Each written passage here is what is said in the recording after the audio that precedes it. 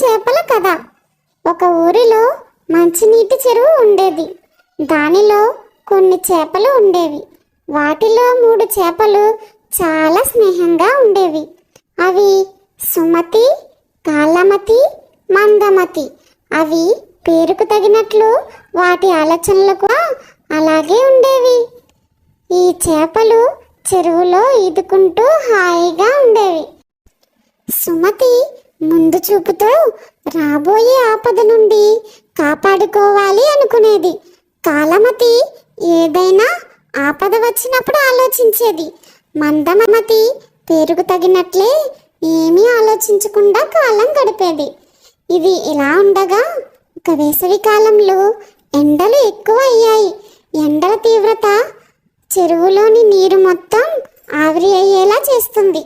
రాబోయే విపత్కర పరిస్థితులను ముందుగా పగట్టిన సుమతి తన మిత్రులైన కాలమతి, మందమతి వద్దకు వెళ్ళి, మిత్రులారా, ఈసారి ఎండలు చాలా ఎక్కువగా ఉన్నాయి. ఈ ఎండలకు చెరువులోని నీరు మొత్తం తగ్గిపోయే ప్రమాదం ఉంది.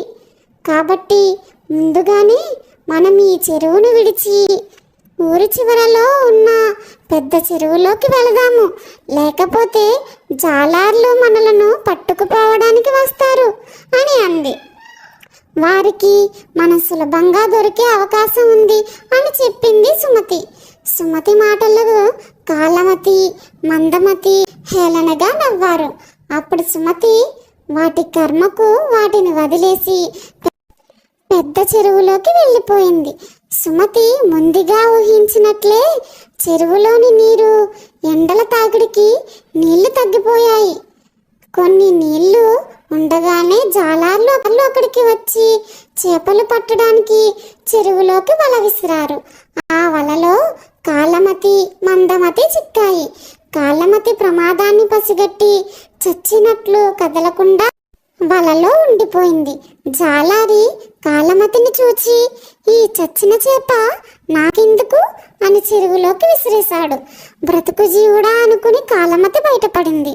మందమతి మాత్రం ఏమీ ఆలోచించకుండా అక్కడే ఉండిపోయింది.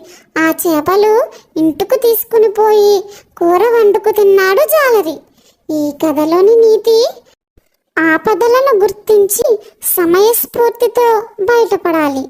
అందుకే ముందుగా ఏమి జరుగుతుందో ఆలోచించి ప్రమాదాల నుంచి కాపాడుకోవాలి. లేదంటే